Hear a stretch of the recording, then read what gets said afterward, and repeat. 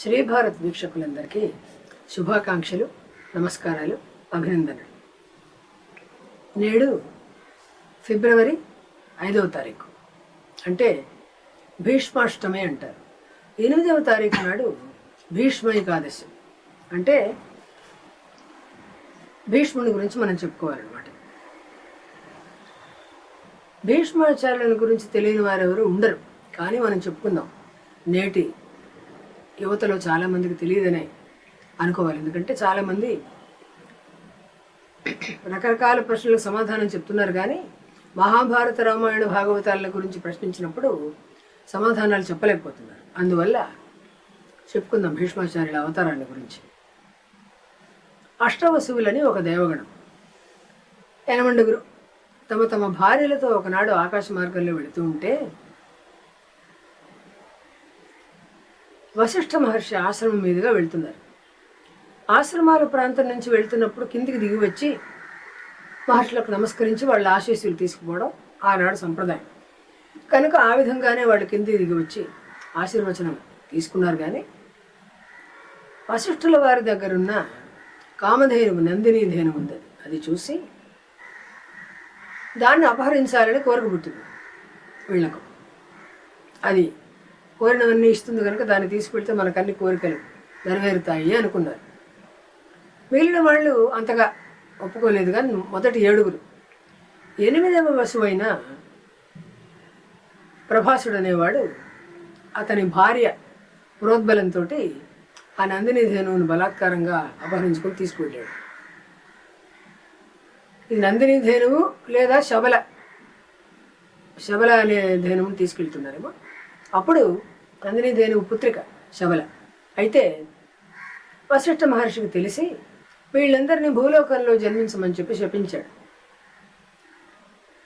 ఎందుకని ప్రభాసుడు తన భార్య ప్రేరణతోటి అపహరించాడు అంటే, ఆమెకు భూలోకంలో ఒక రాకుమార్తె స్నేహితురాలు ఉండేది. తనలాగే ఆమె కూడా దైవత్వం కలిగి ఉండాలనేది ఈవిడ కోరిక. కాబట్టి కామధేనువు పాలు తాగితే మరణం రాదు, జర కూడా రాదు. జర అంటే ముసలితనం కూడా రాదు. ఆవిడకి ఇద్దామనే ఉద్దేశంతో తీసుకుందనమాట. పరిణామం వేరుగా ఉంది.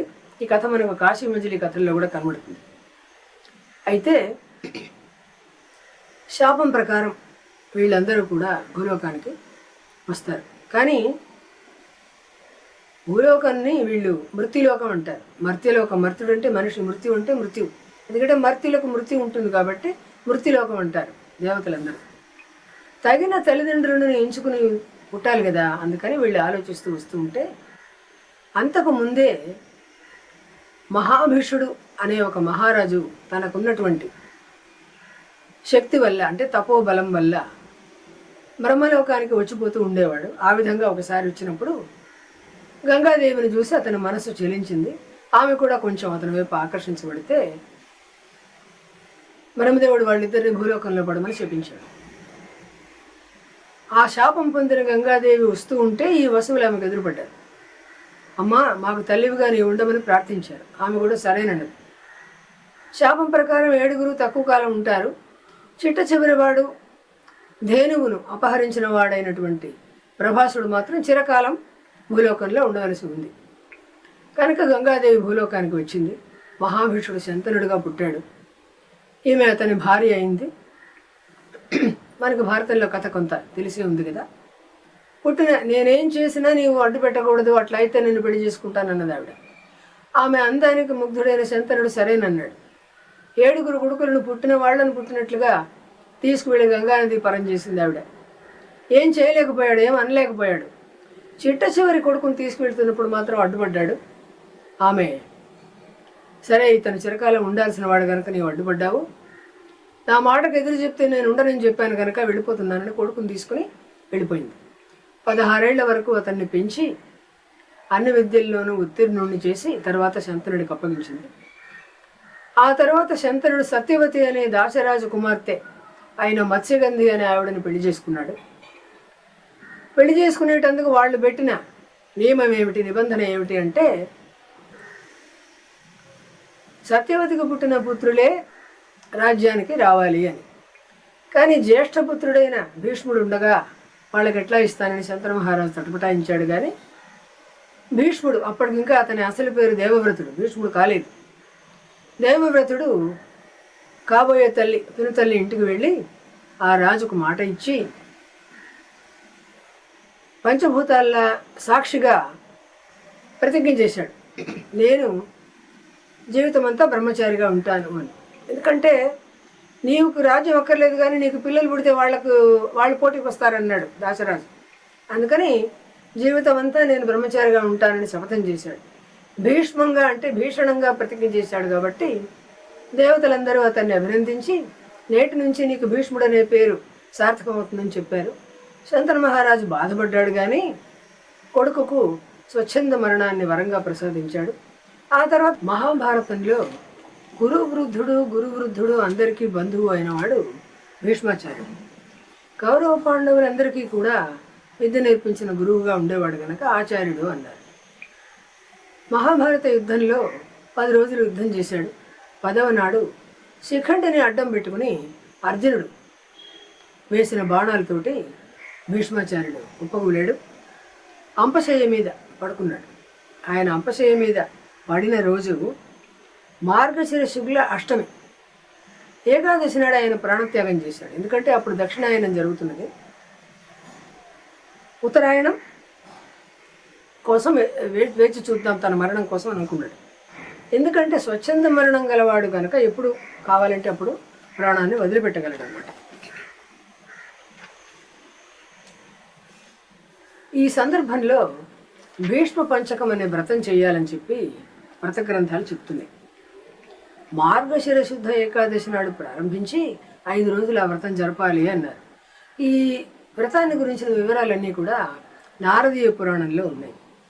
వ్రతాలలోకి గొప్ప వ్రతం ఏది అని బ్రహ్మదేవుడిని నారదుడు అడిగితే, భీష్ముడికి వాసుదేవుడు అంటే శ్రీకృష్ణుడు చెప్పిన ఈ భీష్మ పంచక వ్రతాన్ని బ్రహ్మదేవుడు నారదుడికి చెప్పాడు. ఇది చేస్తే సంతానం లేని వాళ్ళకి సంతానం కలుగుతుంది అని. మాఘ శుక్ల అష్టమి నాడు భీష్ముడికి తర్పణం ఇచ్చి శ్రాద్ధం చేస్తే సంతానం కలుగుతుందని పద్మపురాణంలో కూడా ఉంది. శరతల్పగతుడైన నాటి నుండి అంటే బాణాల పక్క మీద పడుకున్న నాటి నుంచి 58 దినాలకు ప్రాణాలు వదిలాడు. మాఘమాసంలో ఏకాదశి నాడు వదిలిపెట్టాడు. మార్గశిర శుద్ధ అష్టమి నాడు పడ్డాడు. మాఘమాసంలో ఏకాదశి నాడు శుక్ల ఏకాదశి నాడు ప్రాణాలు వదిలిపెట్టాడు. ఆనాడు భీష్మ ఏకాదశి అంటారనమాట. కనుక 58 రోజులు అంటే 10వ రోజు యుద్ధంలో పడిపోయాడు. ఆయన పడిపోయిన తర్వాత 8 రోజుల పాటు యుద్ధం జరిగింది. అంటే 16 రోజులు, 24 అయినాయి మొత్తం. ఆ తర్వాత 27వ రోజు అంటే 25, 26 ఏదో శౌచాలు పాటించారు, అది ఇది చేశారు. 27వ నాడు ధర్మరాజుకు పట్టాభిషేకం జరిగింది. 28వ నాడు అందరినీ ప్రజలను సమాధానపరిచి దాన ధర్మాలు చేసి సంతృప్తి పరిచాడు ధర్మరాజు. తర్వాత 29వ నాడు భీష్ముని దగ్గరకు వచ్చాడు. మరణించే నాటికి భీష్మాచార్యులకు 170 సంవత్సరాలట, ధర్మరాజుకి 80 ఏళ్ళట. ఇటువంటి దీర్ఘజీవి బ్రహ్మచర్య వ్రతనిష్ఠుడు అయినటువంటి జ్ఞాననిధి భీష్ముడు చెప్పడం వల్ల అంటే చివరి దశలో శ్రీకృష్ణుడిని ఎదురుగుండా పెట్టుకుని విష్ణు సహస్రనామాన్ని పఠించాడు. అంటే ఆయనే మొట్టమొదట ఆశువుగా చెప్పాడనమాట దాన్ని. అందువల్ల మనకు భీష్మాచార్యుల వారి వల్ల దక్కినటువంటి మహత్తరమైన స్తోత్రం విష్ణు సహస్రనామ స్తోత్రం అంట. అందువల్ల దాన్ని మనం విశేషంగా పారాయణలు అవి చేసుకుంటూ ఉంటాం. శాంతి పర్వంలో రకరకాల కథలు, ఆ తర్వాత రాజనీతి, అన్నదమ్ములు ఎట్లా ఉండాలి, ప్రజలతో ఎట్లా ఉండాలి, సైనికులతో ఎట్లా ఉండాలి, సైన్యాధ్యక్షులతో మంత్రులతో ఎట్లా ఉండాలి, వర్ణాశ్రమ ధర్మాలు ఎట్లా, ఇవన్నీ ఎట్లా పాటించాలి అని విశేషంగా ధర్మరాజుకు బోధించి ఆ తర్వాత భీష్మాచార్యుడు ప్రాణత్యాగం చేశాడనమాట. ఆనాడు ఆ విధంగా అంత గొప్ప పరమజ్ఞాని అయిన భీష్మాచార్యుని మనం తలుచుకుంటూ ఆయనకు నమస్కరించుకుందాం. స్వస్తి.